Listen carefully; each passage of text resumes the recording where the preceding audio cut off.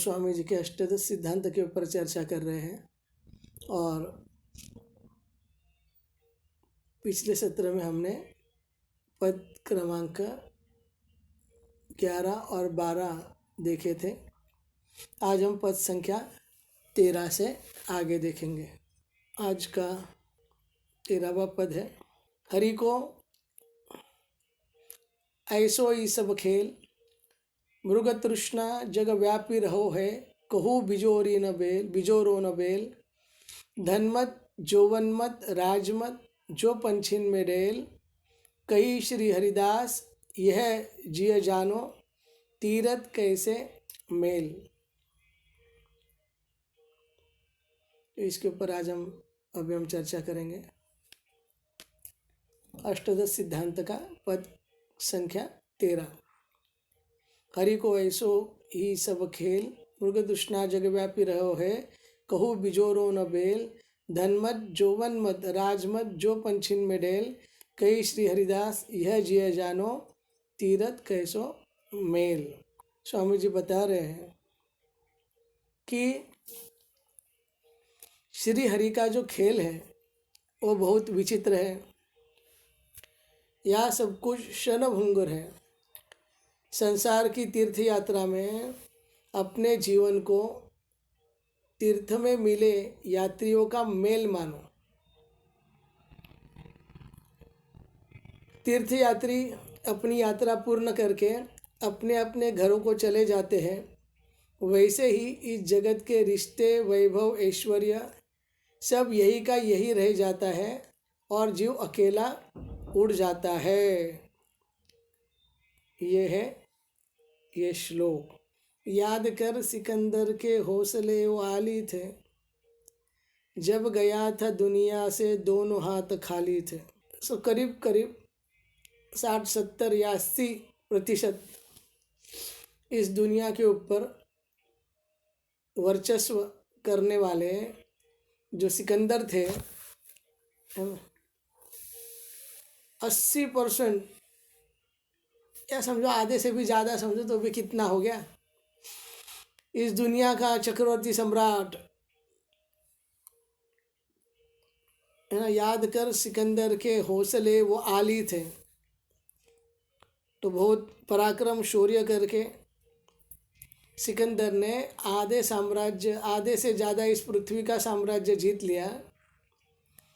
और जब सिकंदर ये धरातल छोड़ के गया तब सिकंदर कुछ ना लेके जा सका। कुछ ना मतलब एक फूटी कौड़ी तक नहीं, एक फूटी कौड़ी। इसीलिए स्वामी जी महाराज अभी सबको सतर्क कर रहे हैं फिर से, क्योंकि सिद्धांत सतर्कता ही है, सावधानता है जो बरतनी पड़ेगी कि हरि को ऐसो ही सब खेल, मृग तृष्णा।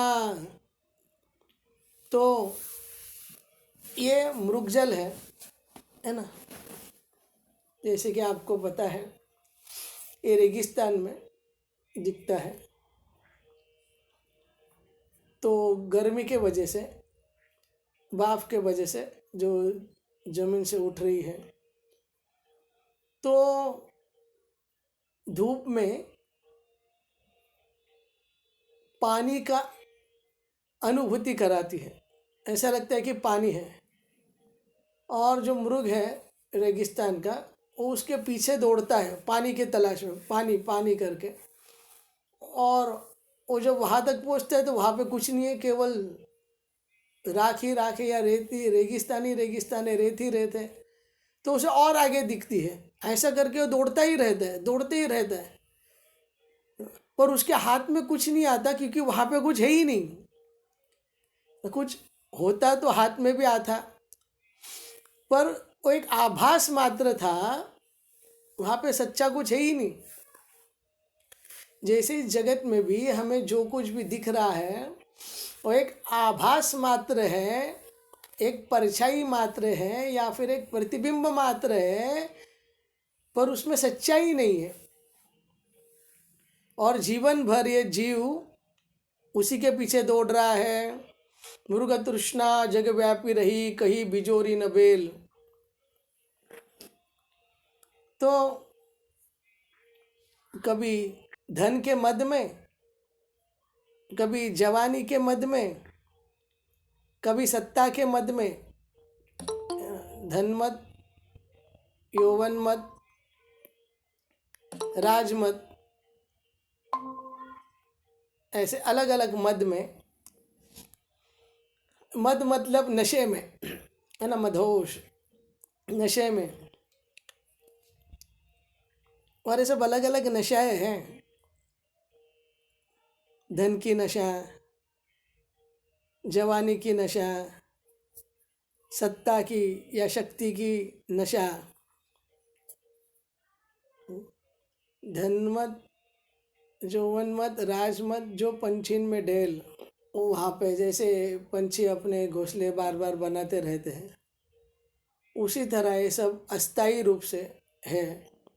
पर जो अस्थायी है, जो उसे कुछ क्षण के लिए मिला था, धन, जवानी, राज, तो उस चीज़ को उसने अपना मान लिया।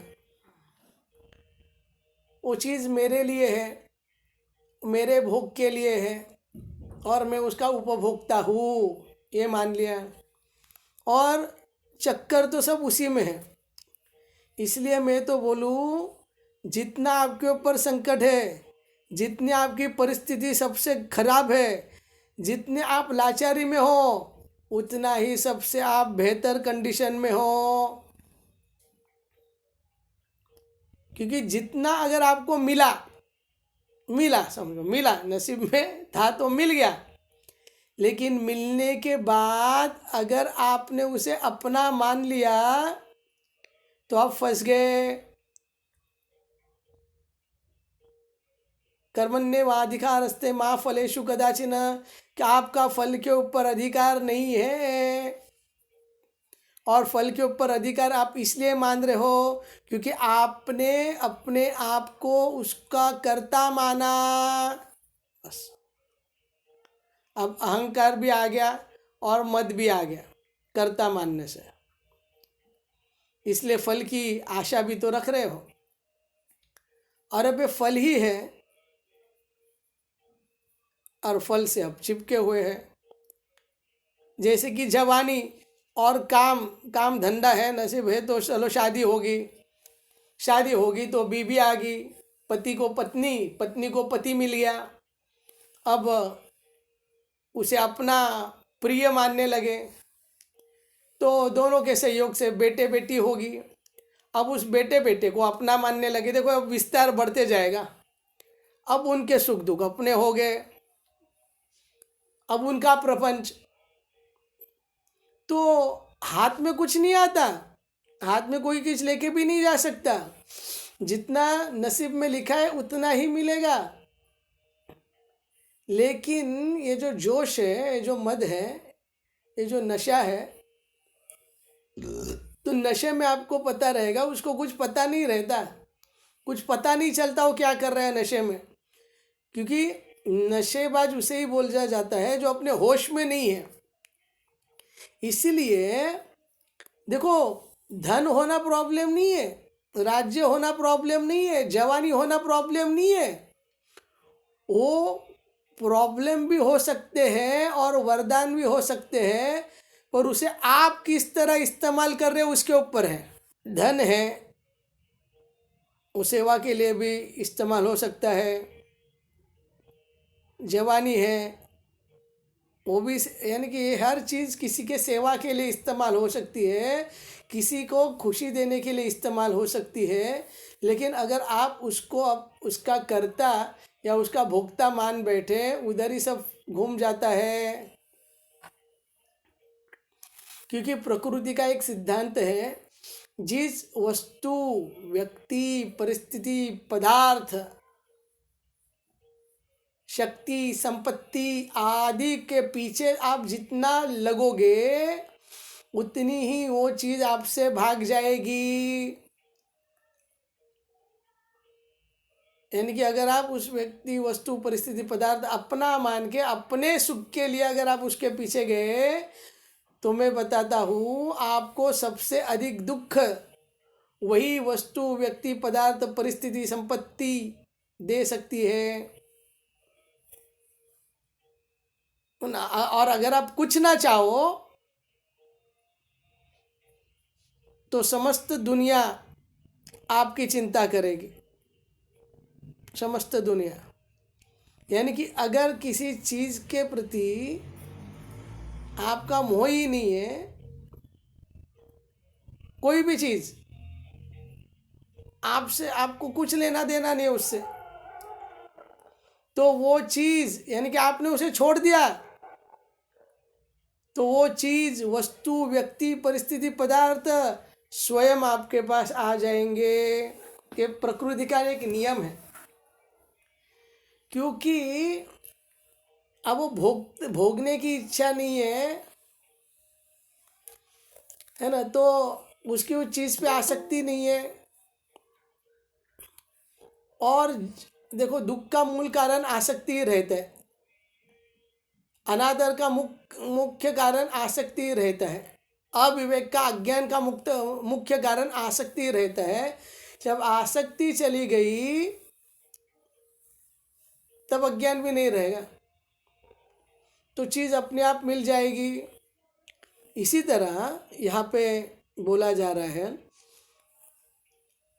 ये जो मृग है, मृग तृष्णा, आप नकली के पीछे जो दौड़ रहे हो उसी से सब प्रॉब्लम हो रहा है। और ये तो हाथ में कुछ आने वाला है नहीं, है ना। धन मत जौवन मत राज मत जो पंछीन को डेल, कही श्री हरिदास यह जिय जानो तीरथ कैसो मेल। कि ये तो इसी तरह है जैसे तीर्थ में आते जाते यात्री एक दूसरे को मिलते हैं और अपने अपने रास्ते को चले जाते हैं, उसी तरह इस संसार में जो भी वस्तु व्यक्ति परिस्थिति पदार्थ संपत्ति जो भी आपको मिला है तो उसी यात्री के तरह है, तीर्थ यात्रा के जैसे है। बस आपको आए यहाँ पे मिल गया, पर आप उधर रखते नहीं, आप अपना कार्य करके वहाँ से निकल जाते हो। उसी तरह ये मनुष्य जीवन में अपना कार्य करके यहाँ से निकल जाना है। कोई भी वस्तु व्यक्ति पदार्थ परिस्थिति पे हमें आसक्त होके नहीं बैठना है, और ना ही किसी से हमें कोई उम्मीद रखनी है या कोई आशा रखनी है कि ये मेरे लिए ये करेगा, वो मेरे लिए वो करेगा तो अच्छा होगा, है ना। मैं अब बूढ़ा हो गया हूँ, मैं बूढ़ा हो गया तो मेरा बेटा मुझे पैसा देगा तो अच्छा होगा। मैं अब ये हो गया हूँ तो मेरा कोई ये मुझे ये करेगा, कोई रिश्तेदार मुझे पैसा देगा तो अच्छा होगा, कोई मेरी केयर करेगा तो अच्छा होगा। ये जो है यानी कि हम किसी और के ऊपर आश्रित हो गए। हमने सोचा कि ये जो बाहरी वस्तु व्यक्ति परिस्थिति पदार्थ मिलने से मेरा अच्छा होगा, और जब तक हमें सोचते हैं तब तक हमारा कभी भी अच्छा नहीं हो सकता, कभी भी अच्छा नहीं हो सकता। हम उतने ही दुखी रहेंगे, क्योंकि हमारा अच्छा हमसे अधिक और कोई नहीं कर सकता। हमारा अच्छा हमसे अधिक और कोई नहीं कर सकता। अगर हमने बाह्य की आशा छोड़ दी और अपने आप कोई अंदर के अंदर टटोले, तो हमें जो कुछ चाहिए वो संपूर्ण अपने अंदर ही है।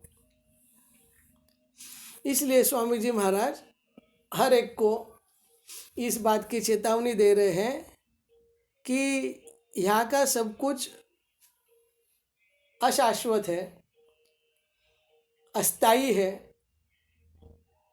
चिर नहीं है, जो आपके साथ कुछ नहीं रहने वाला है। आप कुछ भी नहीं लेके जा सकते हो, तो इसके चक्कर में क्यों पड़े हो। आपका है नहीं, आपका था नहीं, है नहीं, होगा नहीं, हो सकता नहीं, तो फिर आप उस व्यक्ति वस्तु परिस्थिति पदार्थ के पीछे लग के या उनकी चिंता करके या उसके नशे में आके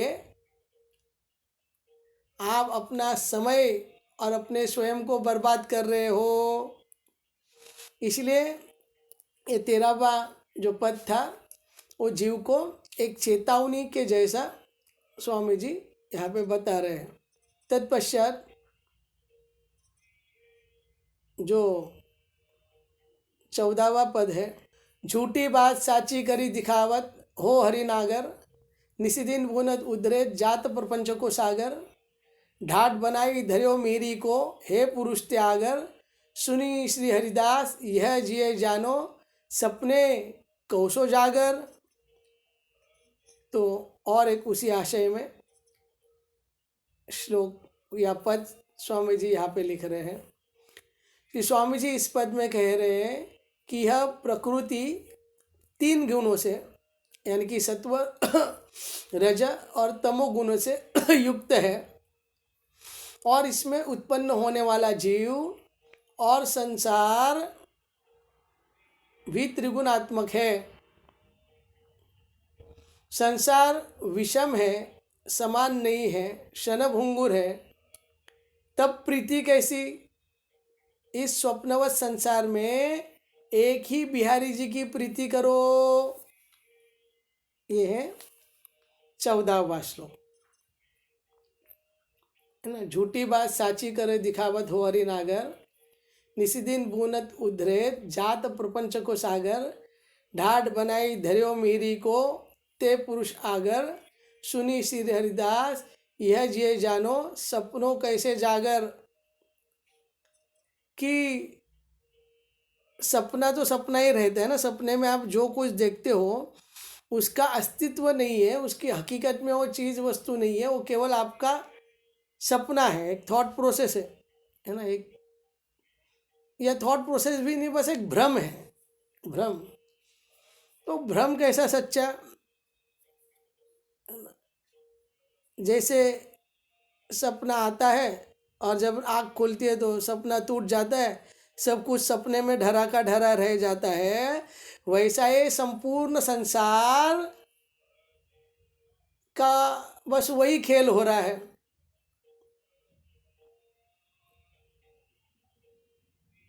जैसे कि एक पर्दे के ऊपर रील पिक्चर चल रही है,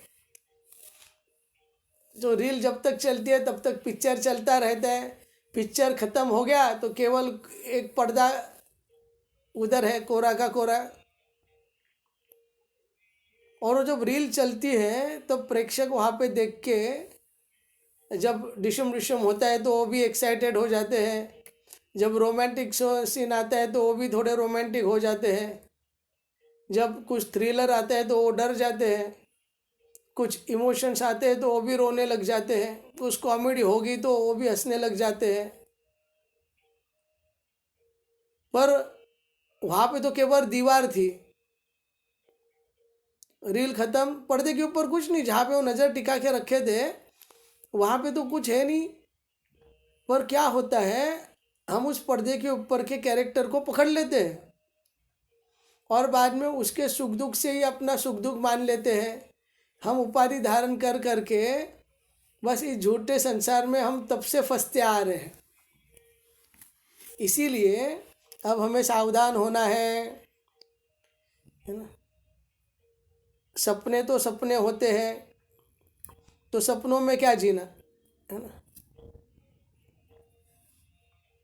इसलिए स्वामी जी महाराज यहाँ पे जीव को चिता रहे कि जाग जाओ, है ना। ये सब कुछ 3 गुणों में बंधा हुआ है, प्रकृति। और जितनी भी क्रिया जितनी भी हो रही है वो प्रकृति में हो रही है। और जीव मतलब जिसने प्रकृति को स्वीकार किया है उसे जीव बोलते हैं। जैसे ही प्रकृति को छोड़ देता है तो वो ब्रह्म हो जाता है ना।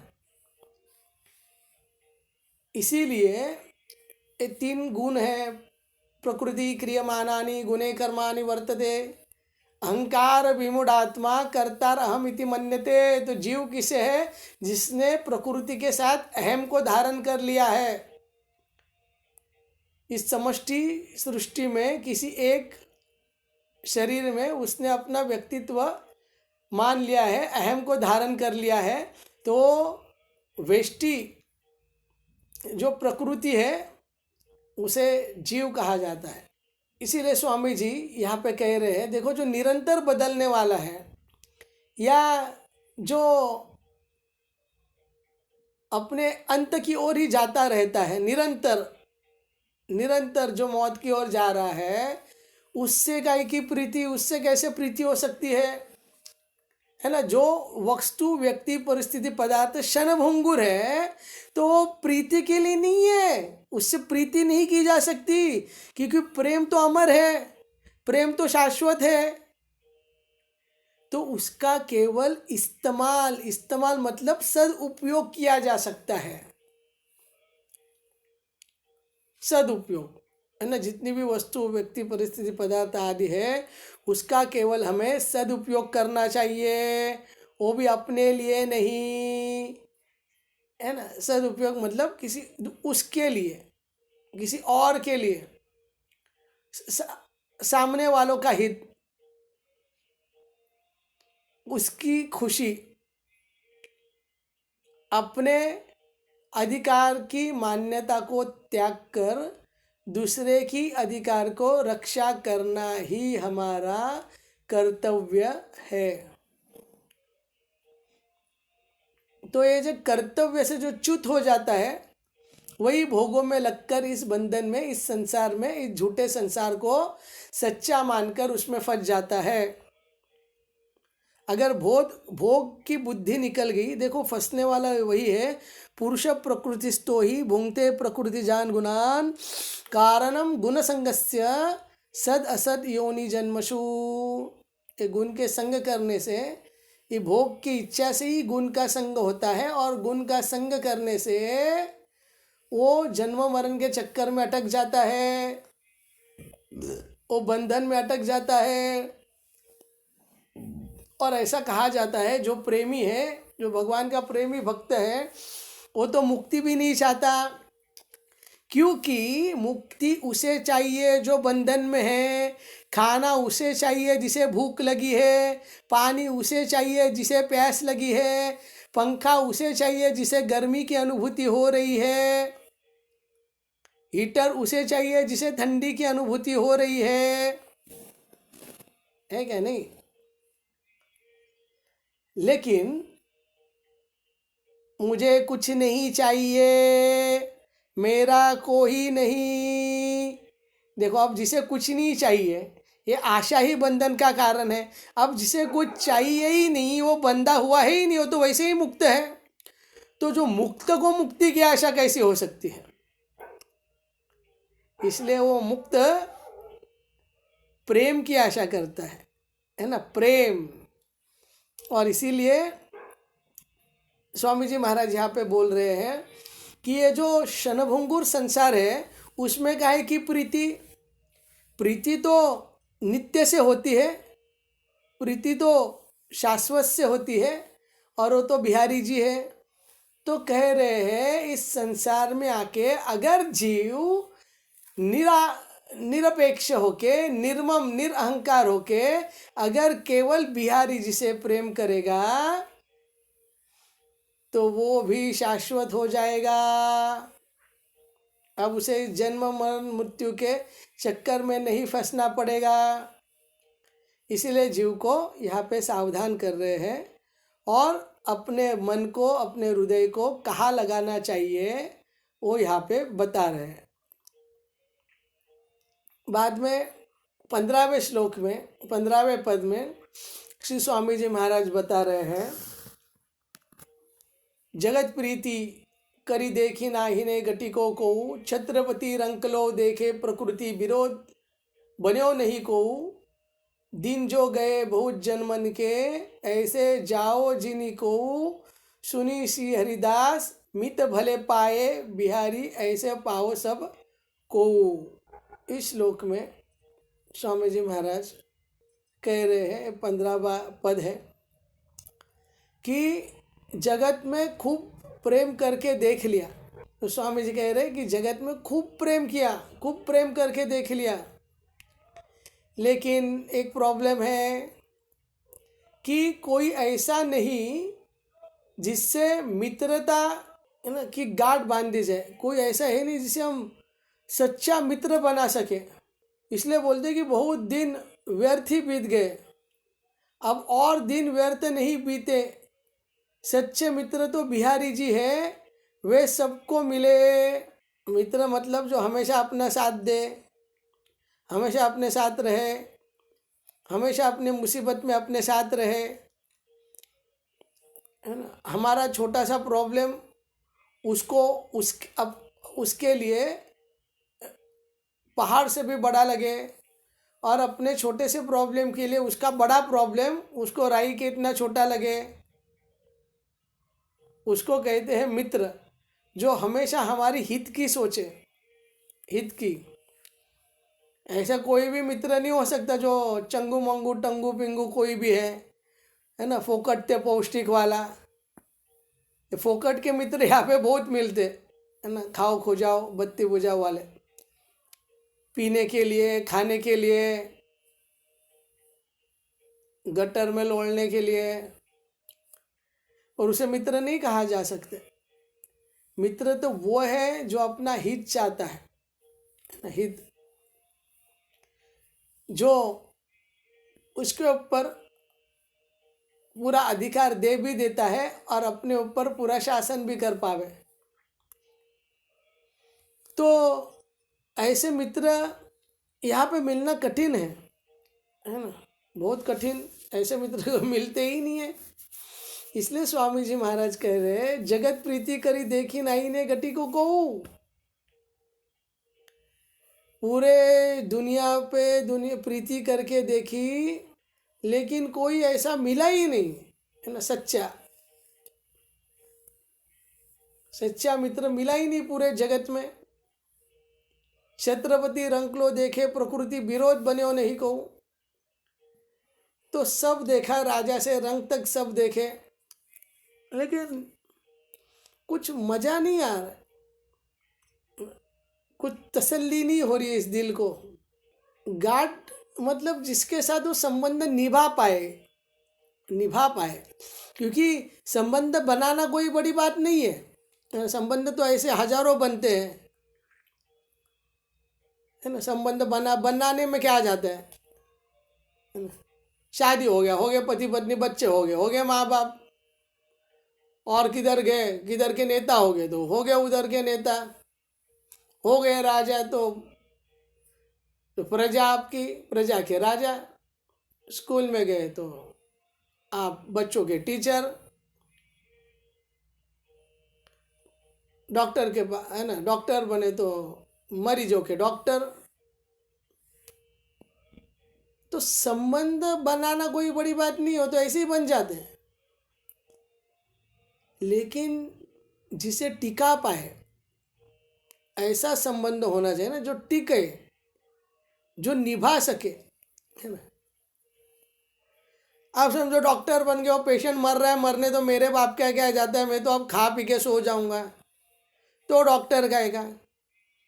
एक पत्नी बनी, समझो वो पति भूखा है क्या नहीं है, अपने मेरे बाप क्या क्या जाता है, मैं तो खा पी के सो जाऊंगी, तो अब उसका क्या है ना? अब माँ बाप बने, वो बच्चे के ऊपर अच्छे संस्कार हो रहे नहीं हो रहे, बच्चा जी रहा है मर रहा है पता नहीं, तो वो क्या फ़ायदा है ऐसे माँ बाप होने से। कोई गुरु बन गया तो उस चेले का उद्धार हो रहा है नहीं हो रहा है, तो क्या फ़ायदा है ऐसा गुरु बनने से।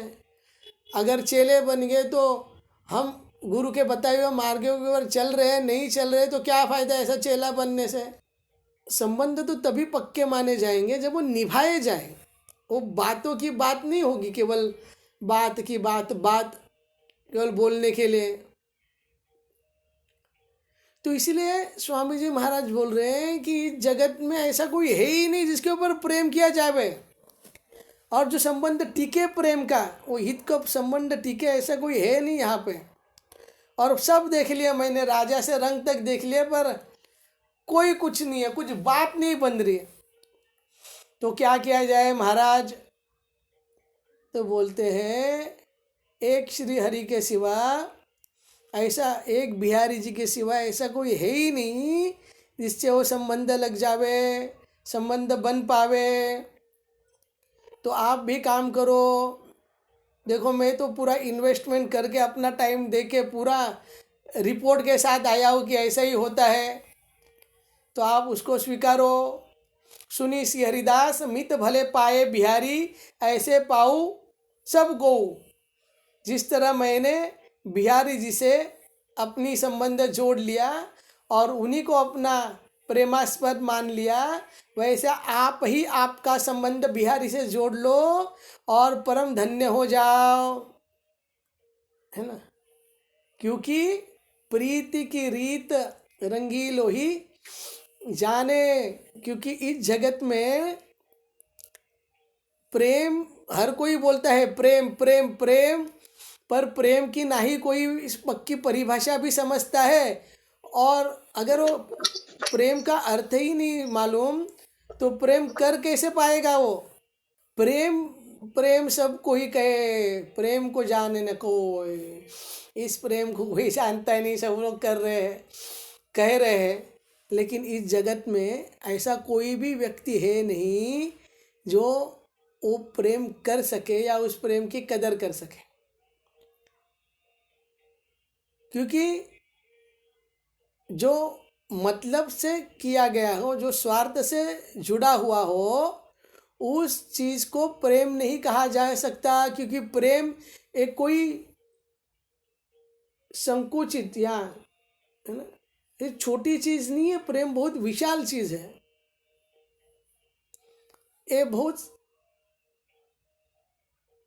असीम चीज़ है, कोई ससीम नहीं है ना। ये प्रेम है तो दो अक्षर, लेकिन ये बहुत गहरी बात है। पोती पढ़ पढ़ जग मुहाम, पंडित भया न कोई, ढाई अक्षर प्रेम के,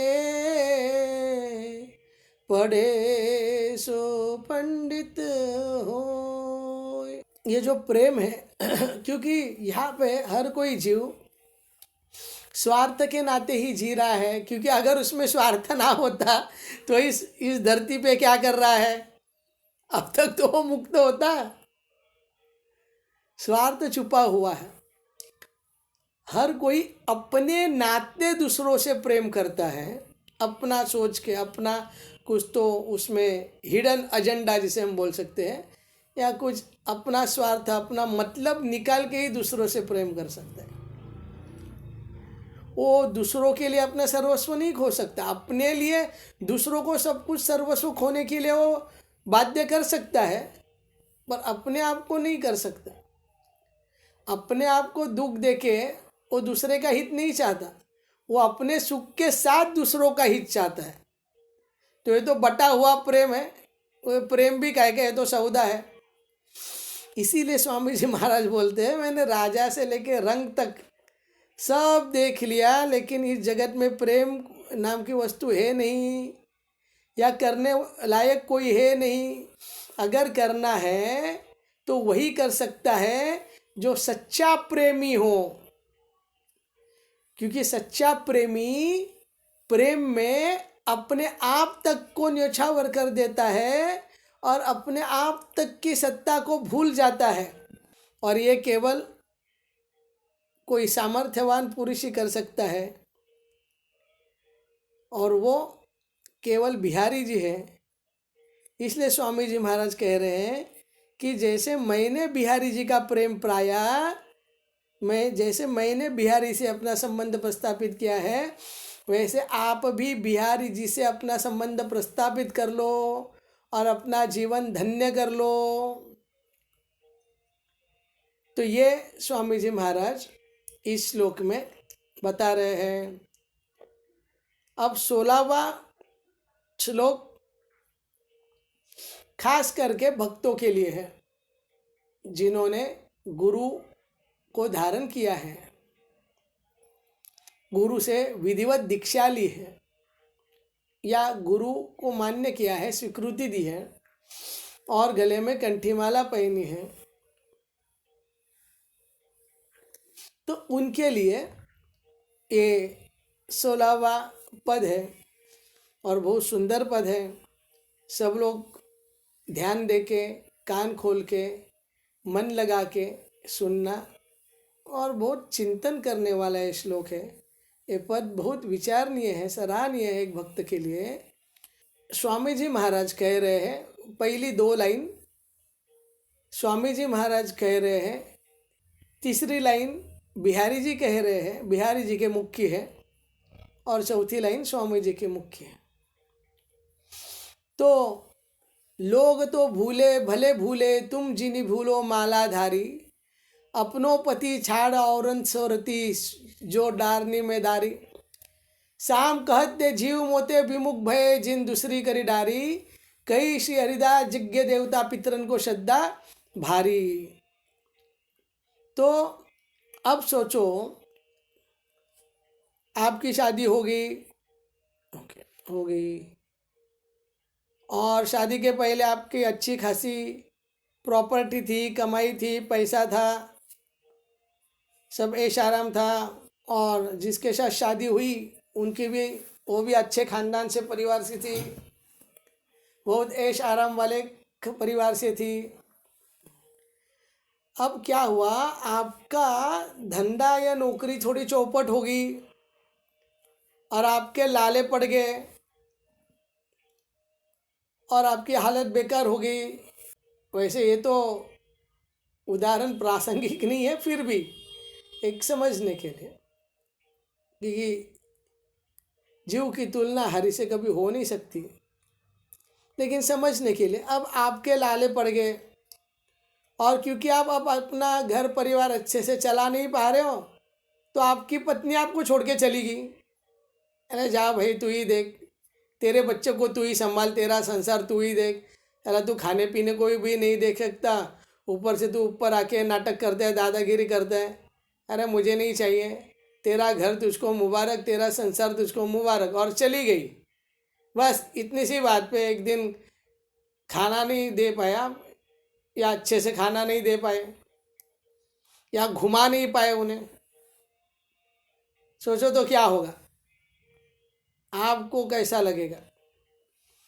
तो यहाँ पे स्वामी जी महाराज कह रहे हैं, लोग तो भूले भले भूले तुम जिन्हें भूलो मालाधारी, कि लोग तो भूल गए, बात ठीक है, चलो समझ गए, क्योंकि वो तो लोग मतलब संसारी लोग, संसारी लोग में, लोग तो सदैव संसार में लगे रहते हैं, संसार संसार, हाय पैसा हाय पैसा हाय पैसा कर रहे हैं, हाय बीबी, हाय बच्चे, हाय पति, वो सब हाय हाय ही कर रहे हैं।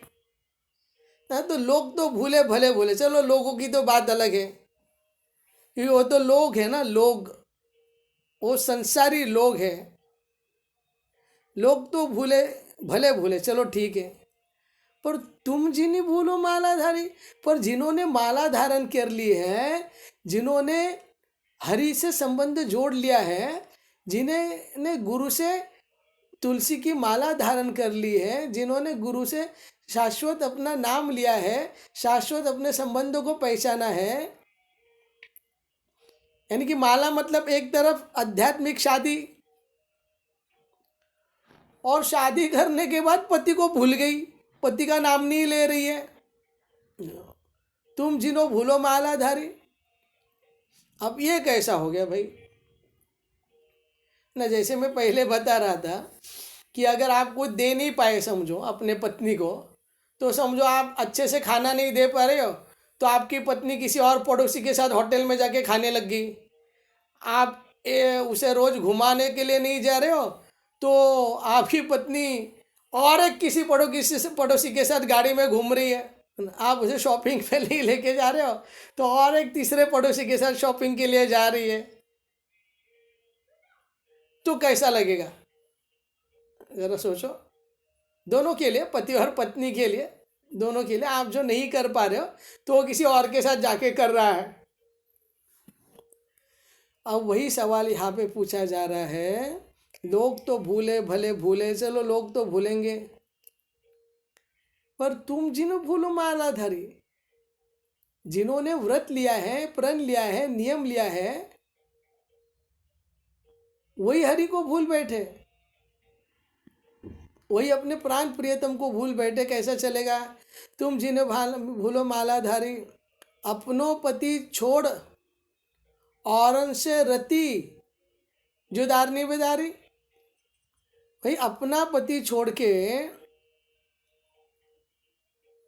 किसी आप और से रति कर रहे हो, यानी ये तो पति पत्नी और वो वाला सीन हो गया। तो दारनी दारनी मतलब ये वेश्यावृत्ति है। वेश्यावृत्ति कि आपका पति छोड़ के आप किसी अन्य वस्तु व्यक्ति परिस्थिति पदार्थ का आश्रय ले लिए, वो भी सामर्थ्यवान। चलो संसारी पति तो सर्वसामान्य होगा, वो भी 3 गुणों के भीतर होगा, पर जो गुणातीत है ना, माया अतीत, सच्चिदानंद घन स्वरूप, अनंत कोटि ब्रह्मांड के नायक, वो जो है आप तो भाई उनसे भी क्या बोलते हो, प्रामाणिक है ना, प्रामाणिक एक व्रत नहीं रह सके, क्योंकि किसी और के बारे में सोचा। जैसे एक पत्नी गले में मंगलसूत्र डालती है, मांग में सिंदूर भरती है, तो यानी कि जो भी सौभाग्य के लक्षण वो करती है, उसका मतलब ये रहता है कि मैं मेरे पति की हूँ। इसका मतलब ये रहता है कि मैं मेरे पति की हूँ। ऐसे ही एक कबीर जी का एक किस्सा है कि कबीर जी एक बार एक गांव में गए थे। वो तो मस्त फ़कीर थे और वो चौड़ा रास्ता था और आगे कुछ गुजरिया पानी भर के जा रही है, तो आगे जाने का मार्ग नहीं है। तो कबीर जी उनके पीछे पीछे चल रहे हैं। ये शायद अब एक कथा अपने ग्रुप में भी थी, है ना? तो कबीर जी पीछे पीछे चल रहे हैं और ये जो गुजरिया थी उसके पति ने एक नथ दी थी, नथ नथ नाक वाली नथ। तो पूरा बस उसी की बात, मेरी पति और ये नथ, मेरी पति और ये नथ, मेरी पति और ये नथ। तो कबीर जी पूरा रास्ता सुनते जा रहे हैं। बाद में थोड़ा रास्ता बड़ा आ गया, राजमार्ग आ गया थोड़ा, या बड़ा रास्ता आ गया और छोटा रास्ता। पहले छोटे रास्ते सकरी रास्ते पे जा रहे थे, बाद में चौड़ा आ गया। तो जब चौड़ा आ गया तो कबीर जी आगे निकल गए और अपने फ़कीराना अंदाज में उन्होंने एक शायरी कही या एक दोहा कहा। उस दोहे का आशय ये था कि जिस पति ने नथनी दी उसके बारे में तो आप इतने बोल रहे हो, इतने बोल रहे हो कि आप फूले ना सब, आप रुके ही नहीं जा रहे हो। लेकिन जिस पति ने आपको नाक दी है उसके बारे में कोई कुछ नहीं बोल रहे हैं। जिस पति ने आपको नाक दी है, नाक, उसके बारे में कोई कुछ भी नहीं बोल रहे हैं। तो जिसके संसार में रह के, जिससे शरीर पाके आप जो मजा कर रहे हो, जिसका ज्ञान बुद्धि और जिसका कौशल्य से, जिसकी संपत्ति से हम मजा कर रहे हैं और भोग भोग रहे हैं, हम उसके बारे में कुछ नहीं सोच रहे। सब कुछ उसी का दिया हुआ, सब कुछ, ऐसी कोई चीज़ है ही नहीं जो उसकी है नहीं। इस संसार में केवल उन्हीं का हक है, क्योंकि ये संसार ही उन्हीं का है ना। हरि का संसार में हम हरि के होते हुए भी हम हरि को ना भज रहे और संसार में ही फंसे जा रहे हैं। तो इसीलिए स्वामी जी महाराज कह रहे हैं, अरे ये तो बहुत उल्टी बात होगी कि अपने पति छाड़ और से रोती जो दारने में दारी, है तो व्यभिचार हो गया कि अपना पति छोड़ के भाई तू किसी और में विश्वास रख रहा है, और का आश्रय ले रहा है, ये तो बिल्कुल गलत है। तो अब श्याम जी कहते हैं, लाल जी कहते हैं, श्याम कहते जीव मोते विमुख भय जिन दूसरी करी डारी। श्याम कह रहे हैं कि स्वामी जी वो जीव तो मुझसे विमुख भय, विमुख उन्हें लगा है। देखो विमुख क्यों भय, वस्तु व्यक्ति परिस्थिति को अपना मानकर विमुख भय, ये मेरा है, ये मेरा, ये मेरा है। परंतु इस संसार में कोई भी वस्तु व्यक्ति परिस्थिति एक तो आपका है नहीं, और जिसे आप अपना मान बैठे हो वही आपके दुख का कारण है। और आप दूसरी ओर देख रहे हैं मतलब ही आप श्याम जी से, आप भगवान से विमुख हो गए हो।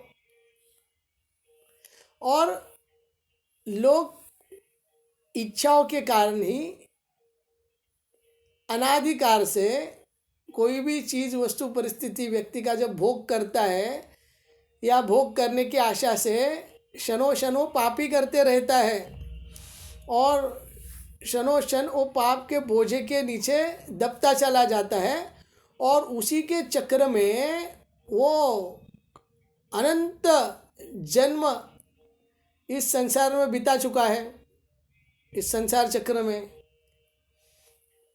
इसलिए श्याम कहत तो जीव मोते विमुख भय। देखो, ये तो अब सन्मुख होने की बात नहीं कर रहे हैं, और चलो बाकी के तो छोड़ो, तो छोड़ो, ये तो संसार तो वैसे ही विमुख है। लेकिन मेरे भक्त कहलाने वाले जिन्होंने कंठी माला धारण की है, श्याम कहते जीव मोते विमुख भय, जिन्हें मेरे सन्मुख होना चाहिए वो भी मुझसे विमुख भय। देखो भाई, विमुख भय मतलब ये मेरे सिवा जी रहा है, यही विमुखता है। अब देखो, भूख लगी तो खाने की याद आई, है ना, आलस आया तो नींद की याद आई, पेट में गड़बड़ होगी तो टॉयलेट की याद आई, ठंडी लगी तो स्वेटर की याद आई, है क्या नहीं, अकेला हुआ तो और किसी मित्र परिवार आदि जन की याद आई। श्याम कह रहे हैं कि सबकी याद इन्हें स्वाभाविक, या ऐसी भी कोई पिक्चर की, सीरियल की, रील की, जो भी हम देख रहे हैं उसकी भी याद आई, और कभी कभी कुछ लेना ना देना उसकी भी याद आई।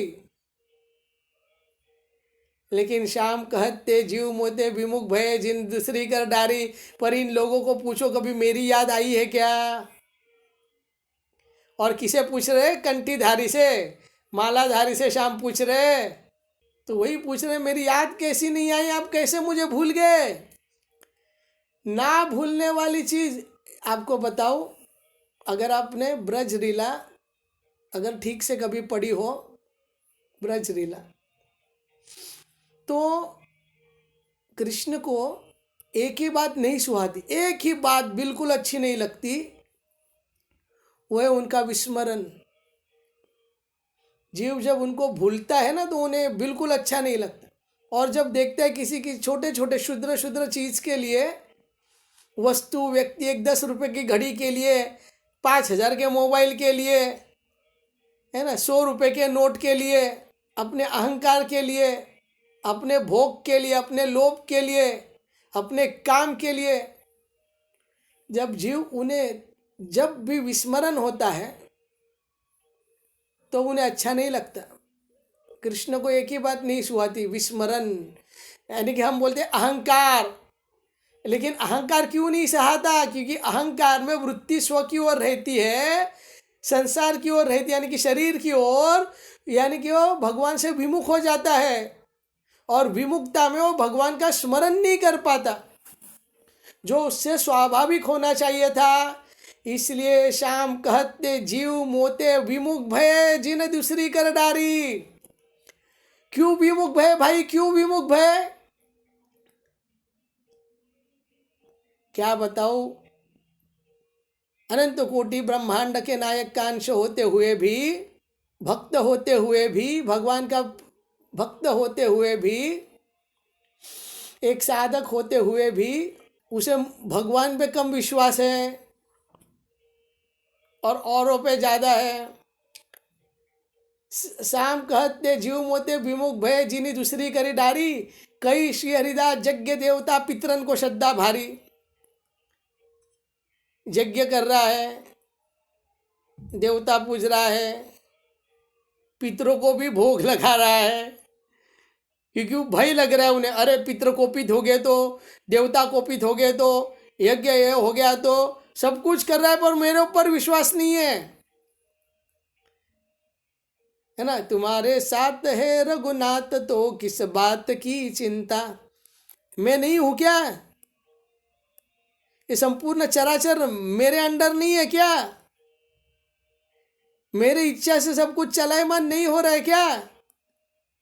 ये बाकी जितने भी है मेरे मेरे अंश के अंश नहीं है क्या? और अगर आप मेरे होते हुए भी इधर उधर क्यों जा रहे हो? क्या इतना भी विश्वास नहीं है क्या मुझ पे? ले हो गए विमुख, हो गया विमुख हो गए। श्याम कहते जीव मोते विमुख भये, जिन्हें दूसरी करी डारी। अरे प्रभु जी हम तो कर रहे हैं, लेकिन क्या है ना, मैं बचपन से ना महालक्ष्मी और महावैभव लक्ष्मी का व्रत कर रही हूँ ना, तो करूँ क्या? अरे जाके डूब मरो भाई, वैसे भी आप मर ही रहे हो, है ना। शाम के होते हुए भी आपको ये सब करना पड़ रहा है। मैं ये पूजूं, इस देवता को पूजूं, उस देवता को पूजूं क्या? ये श्राद्ध करूं क्या? ये विधि करूं क्या?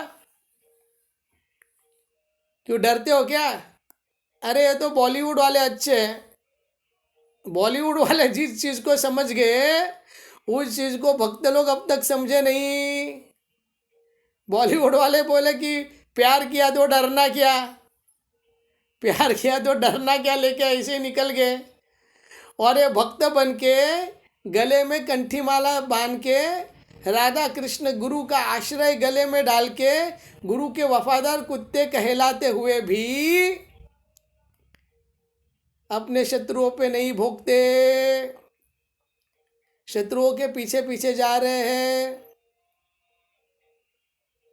अपने मालिक के ऊपर पूर्ण विश्वास नहीं है। शरणागत होके भी, मालिक के दरवाजे में पड़ के भी, मालिक मुझे खाना देगा क्या नहीं, ये बात सोच के किसी और के दरवाजे पे जाके भीख मांग रहे हैं।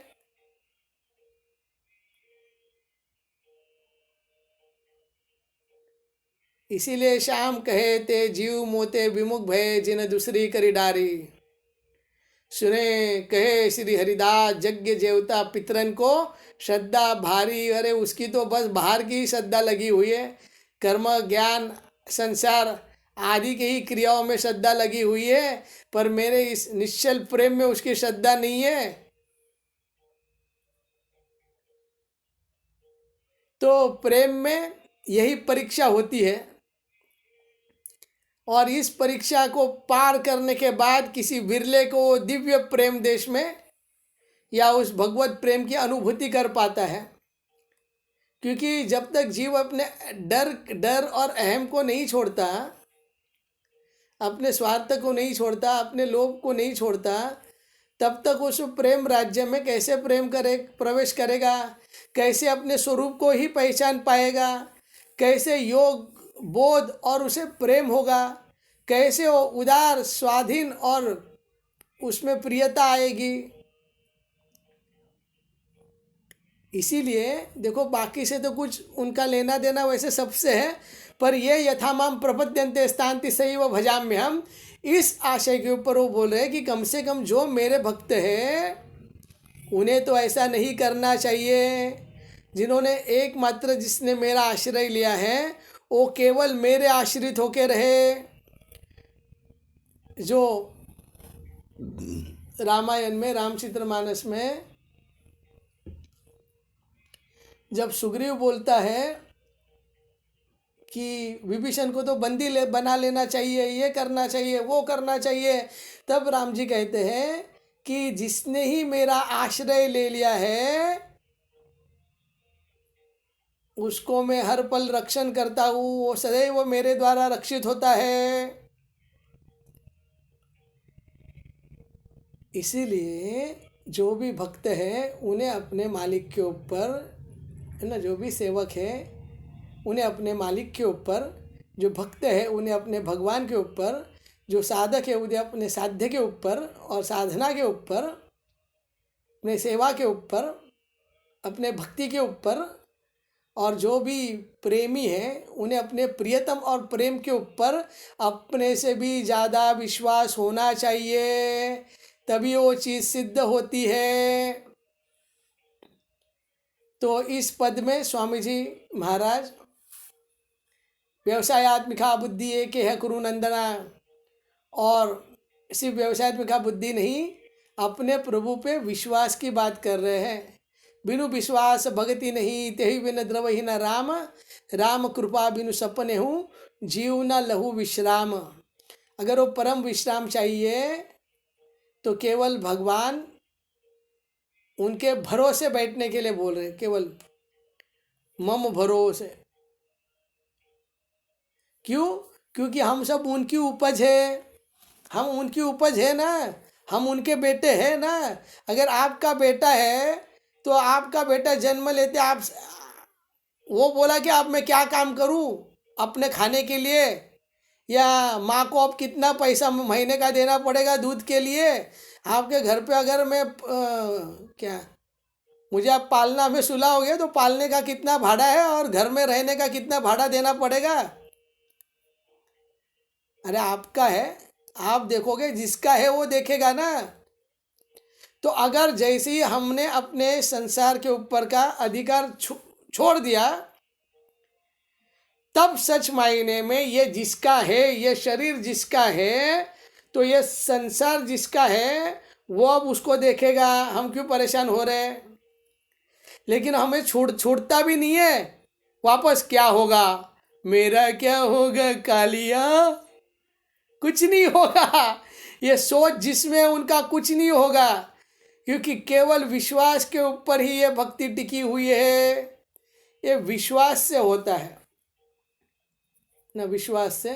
इसलिए स्वामी जी महाराज इस पद में कह रहे हैं, आप हरि के ऊपर पूर्ण विश्वास रहिए और उनके एक निष्ठ होके, उनसे प्रामाणिक होके केवल उन्हीं के बने रहिए, सब काम अपने आप हो जाएगा। तो ये था आज के 3 श्लोक। कल हम इसके आगे के 17 और 18 पद के ऊपर चर्चा करेंगे।